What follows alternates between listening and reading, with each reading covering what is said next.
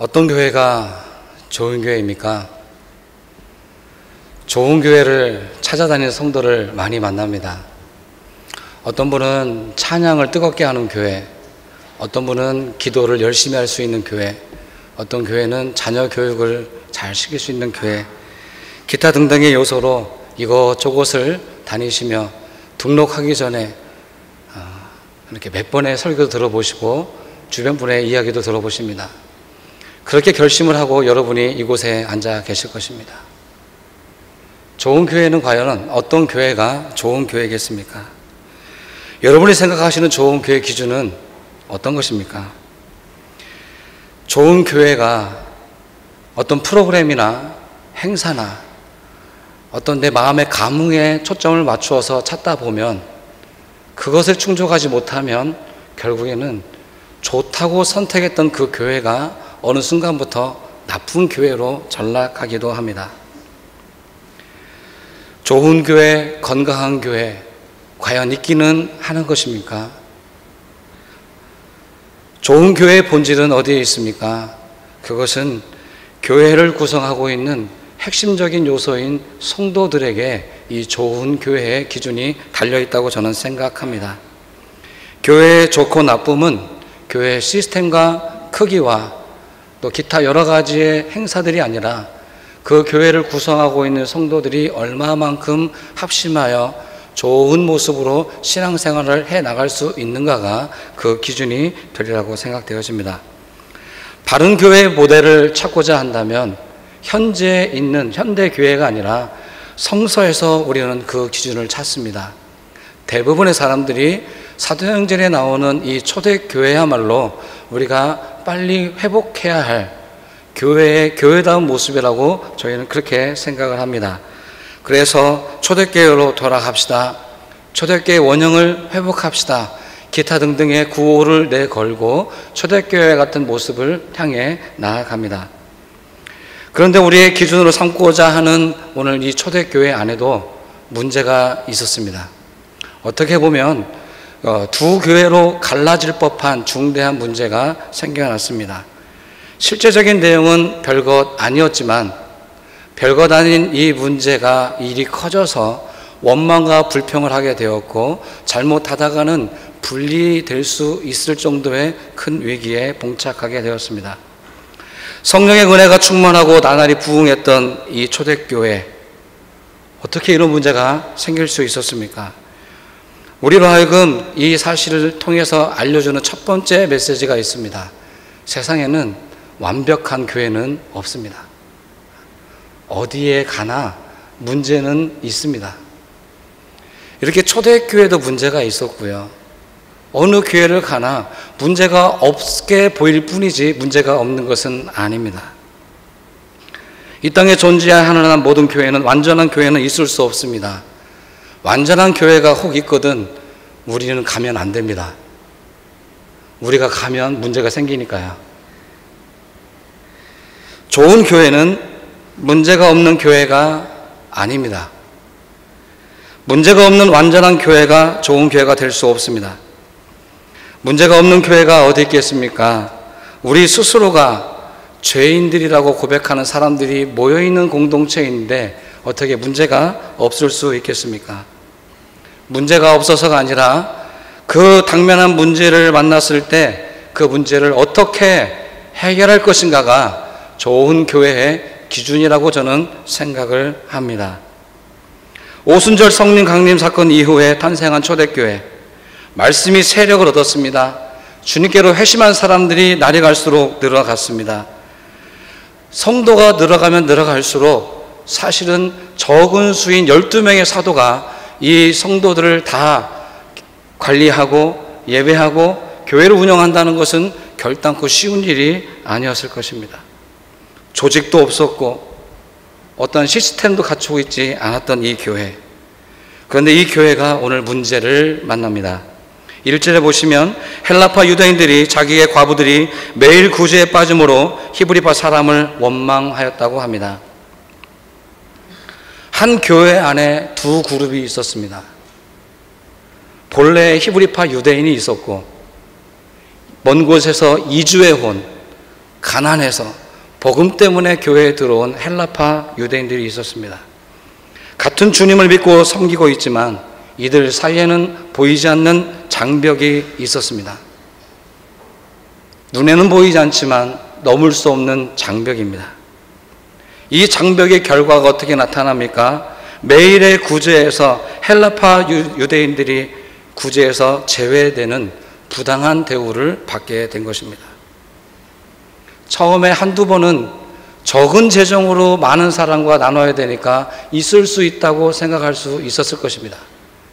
그러나 이 일이 매일매일 반복됩니다. 같이 어려운데 누구는 먹고 누구는 못 먹습니다. 원망의 불씨가 생겨나고 이것이 불평불만이 되어서 교회의 문제로까지 확대가 되었습니다. 여기서 한 가지 주목해 볼 점이 있는 것은 바로 이 가난한 사람들, 이 땅에 이방인으로 살다가 이주해 온 이 소수의 사람들의 외침에 이 초대교회가 반응을 했다고 하는 것입니다. 예를 들어서 경제의 논리, 힘의 논리로 어쩔 수 없는 것 아닙니까 하고 이 이주민들의 요구를 묵살할 수도 있습니다. 그냥 참으십시오. 누가 해도 이것은 해결할 수 없지 않습니까? 하고 힘으로 제압할 수도 있었을 것입니다. 그런데 사도들은 이 문제를 사소한 일로 여기지 않고 중요한 문제로 끌어들여서 오늘 한 가지 제안을 하기에 이르게 된 것입니다. 사도들은 교회 안에 생긴 이 문제를 어떻게 해결했습니까? 두 가지 사역을 중심에 두었습니다. 말씀 사역과 구제 사역. 사도들의 선택은 말씀 사역에 중심을 두겠다는 것입니다. 그리고 제자들에게 이렇게 말합니다. 우리는 오로지 기도하는 일과 말씀 사역에 힘쓰겠습니다. 교회의 지도자로서 사도들이 할 수 있는 가장 중요한 사역은 말씀 사역이라고 선언한 것입니다. 그러면 이 한편에 남아있는 이 구제 사역은 포기한 것입니까? 아닙니다. 이 구제에 관련된 가장 중요하고 긴급한 이 문제는 중요하기 때문에 사도의 힘이 아니라 이 일을 잘 감당할 수 있는 그 누군가에게 위임하겠다는 결정을 하게 된 것입니다. 말씀 사역과 구제 사역은 교회에서 소홀히 할 수 없는 중요한 일입니다. 사도들이 교회 안에 모든 사역을 책임질 수 없는 한계에 봉착했을 때 그들은 선택해야만 했습니다. 이제는 기도와 말씀에 전념을 하는 것이었습니다. 그렇다고 해서 구제 사역을 포기하는 것이 아니라 이 두 사역을 모두 성공적으로 감당하기 위해서 구제 사역을 전적으로 위임할 것을 사도들이 결정하게 된 것입니다. 교회의 사역은 이와 같습니다. 소수의 지도자 몇 사람에 의해서 운영되어지는 것이 아닙니다. 지도자는 더 중요한 일에 집중을 하고 교회의 대표자로 선출된 맡겨진 일꾼들은 또 하나의 중요한 사역인 이 구제와 이 구제 사역에 대해서 충성스럽게 일을 감당해 내는 것입니다. 사도들이 제안을 합니다. 3절의 말씀을 읽어보시면 너희 가운데 성령과 지혜가 충만하여 칭찬 듣는 사람을 택하라 라고 말했습니다. 택하라. 그러면 이 일을 그들에게 전적으로 맡기겠다는 뜻입니다. 사람을 누가 선택했습니까? 사도들이 아닙니다. 사도들은 기준을 제시했습니다. 교회 앞에 기준을 제시하고 그 사람의 선택은 공동체가 하도록 그마저도 위임하였던 것입니다. 오늘 사도들이 제시한 기준은 세 가지입니다. 성령이 충만한 사람, 지혜로운 사람, 칭찬을 받는 사람이 그 세 가지의 기준입니다. 여러분 한번 잠깐 생각해 보십시오. 구제하는 일, 분배하는 일을 하는데 이 세 가지 기준이 정말 중요한 기준입니까? 구제하는 일만 생각한다면 돈을 잘 관리하는 사람, 아니면 경영의 능력이 뛰어난 사람, 아니면 사람의 마음을 잘 이해하는 사람, 이런 정도의 사람을 찾는 게 더 효과적인 것 아닙니까? 그런데 오히려 사도들은 지혜와 성령이 충만하고 칭찬받는 사람 7명을 선출하라고 기준을 제시했습니다. 세 가지 기준 중에 특별히 성령 충만함을 가장 앞세워서 기준으로 제시했습니다. 왜 성령 충만한 사람이 제1되는 일꾼의 기준이 되겠습니까? 이것은 아주 저 개인적 주관적인 판단으로 저는 이렇게 답을 냈습니다. 교회니까요. 교회가 아니고 우리의 이 공동체가 이윤을 창출하는 기업이나 그런 공동체라고 한다면 이윤을 많이 낼 수 있는 사람, 효과적으로 일을 잘할 수 있는 사람을 선택해야 하는 것이 맞을 것입니다. 그러나 신앙 공동체는 일을 잘하는 것 위에 성령 충만한 사람을 기준으로 삼는 것입니다. 성령 충만한 사람은 어떤 사람입니까? 이미 우리가 알고 있는 것처럼 기도를 많이 하고 말씀을 많이 암송하고 예배를 잘 드리는 사람, 물론 그럴 수 있습니다. 그러나 오늘 본문에 의지해서 제가 성령 충만한 사람을 이렇게 해석해 보았습니다. 이 당면한 이 문제를, 적은 물질을 가지고 많은 성도를 나눠야 되는 이 문제 앞에 섰을 때 하나님께서 무엇을 원하실까? 어떻게 하기를 원하실까를 겸손히 묻고 그 물은 바 그 질문에 따라 분별력 있는 선택을 할 수 있는 사람이 성령 충만한 사람 아니겠습니까? 성령 충만하다는 이유로 다른 사람을 분리시키고 나무래고 따로따로가 아니라 어떻게 하면 이 일을 아름답게 행할 수 있을지를 하나님께 묻고 분별할 수 있는 사람이 성령 충만한 사람이라고 해석해 볼 수 있습니다. 일을 맡겨주셨으니 내 뜻대로, 내 경험대로, 내가 하고 싶은 대로 진행하는 것이 아니라 과연 이것이 하나님의 뜻인지, 하나님의 뜻에 옳은지 그른지를 분별할 수 있는 사람이 단언컨대 성령 충만한 사람이라고 저는 확신합니다. 자신의 경험과 지식으로 할 수 있지만 그거를 뛰어넘어 하나님의 뜻을 찾아서 하나님의 교회를 하나님의 교회답게 만들 수 있는 사람이 성령 충만한 사람이라 할 것입니다. 사도들이 제시한 두 번째 사람은 지혜로운 사람입니다. 사도들이 세운 기준에 따라 7사람의 집사들이 세워졌습니다. 그 7사람의 면면을 살펴보면 하나의 공통점을 찾아볼 수 있었습니다. 오늘의 초대교회 문제는 분배의 문제였습니다. 이 분배의 문제에서 헬라파 유대인들 과부들이 빠졌다는 것이 문제였는데 이 선출된 7사람 모두가 공통적으로 헬라파 유대인이었다는 데 공통점이 있습니다. 이것은 무엇을 말합니까? 히브리파 사람들의 양보가 있었다는 이야기 아닙니까? 무엇이 지혜입니까? 똑똑함이 아니라 저는 이 본문에 의지해서 양보할 수 있는 사람이 지혜로운 선택을 하는 사람이라고 생각합니다. 나를 생각하면 양보할 수 없습니다. 그러나 공동체를 위해서 양보해서 더 큰 하나님의 영광을 위해 양보할 수 있는 이 미덕이야말로 지혜로운 사람이라 할 것입니다. 양보를 받은 헬라파 사람들은 이 문제를 어떻게 해결했겠습니까? 이 뒤에 부분을 아무리 읽어보아도 히브리파 사람이 원망했다는 기록이 나오지를 않습니다. 그 말은 무엇입니까? 바뀌어진 것은 아무것도 상황은 바뀐 것이 없습니다. 적은 재정으로 더 많은 사람을 먹여야 되는데 헬라파 유대인들이 이 재정을 가지고 분배를 합니다. 그런데 말이 나지 않았습니다. 왜 그랬습니까? 헬라파 그 지도자들이 배려했기 때문 아니겠습니까?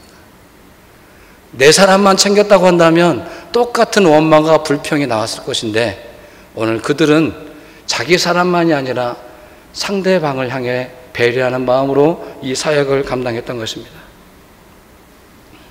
지혜를 여러 방면으로 설명해 볼 수 있습니다.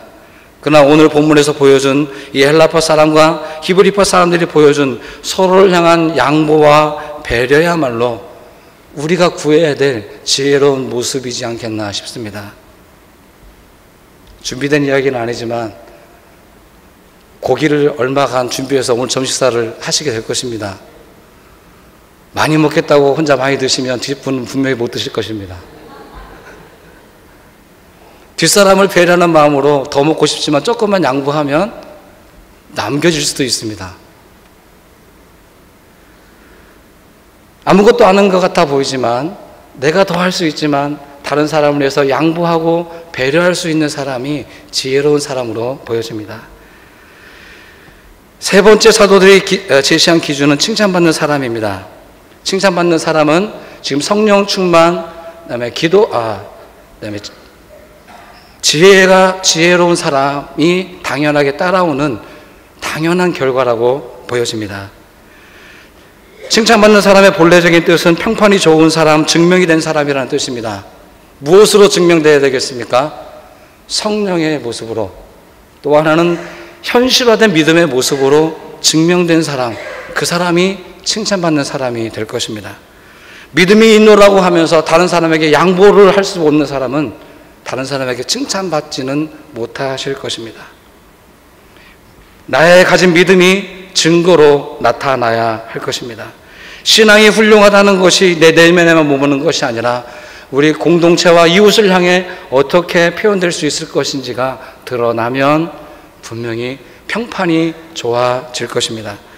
사도행전 2장 47절 말씀에 보면 초대교회 성도들이 성령으로 충만해지자 자연스럽게 나타난 모습이 있습니다. 바로 온 백성에게 칭송을 받았다고 하는 것입니다. 성도들이 성령으로 충만하게 되자 바로 이어지는 것이 온 백성에게 칭찬을 받았다고 하는 것. 성령 충만과 칭찬이 함께 왔습니다. 결론을 맺어보겠습니다. 좋은 교회는 어떤 교회입니까? 많은 사람이 모여 있으면 좋은 교회입니까? 좋아 보이기는 합니다. 그러나 좋은 교회일 수는 없습니다. 문제가 없는 교회가 좋은 교회 기준이 될 수는 없습니다. 문제를 어떤 방식으로 해결하느냐가 좋은 교회의 기준이라고 할 것입니다. 좋은 교회는 하나님의 뜻에 집중할 수 있는 교회가 좋은 교회입니다. 목회자는 말씀에 집중할 수 있고 평신도 지도자들은 기타의 사역에 집중해서 전적으로 위임받은 사역을 하나님의 뜻대로 잘 진행할 수 있는 교회가 좋은 교회라고 생각되어집니다. 교회를 섬기는 사람은 성령이 충만하고 지혜롭고 칭찬 듣는 사람이어야 할 것입니다. 여기 앉아있는 우리 모두에게 부족함이 있습니다. 이 부족함을 서로 인정할 수 있어야 할 것입니다. 나의 부족함과 당신의 부족함을 인정하고 서로 양보하고 배려하고 이해할 수 있는 그런 사람들이 많은 교회, 그런 교회가 자랑할 만한, 칭찬받을 만한 좋은 교회라고 생각합니다. 다시 한번 말씀드립니다. 좋은 교회는 성령과 지혜가 충만하며 하나님과 사람 앞에 칭찬받는 사람이 만들어가는 교회가 좋은 교회입니다.